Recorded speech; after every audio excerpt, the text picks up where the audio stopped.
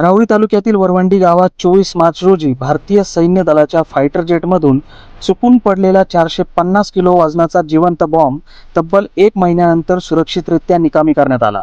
या धक्कादायक घटनेने परिसरात भीतीचे वातावरण निर्माण झाले होते।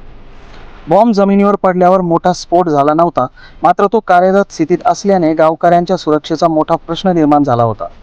सुरुवातीला स्थानिक प्रशासन आणि पोलिसांनी परिसर सील करून नागरिकांना सुरक्षित अंतरावर हलवले।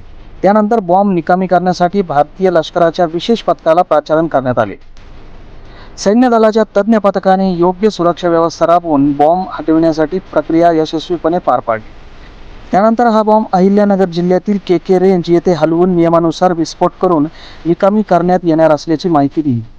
या संपूर्ण कारवाईमुळे गावकऱ्यांनी सुटकेचा निश्वास टाकला असून भारतीय लष्कराच्या कार्यक्षमतेचे कौतुक होत आहे।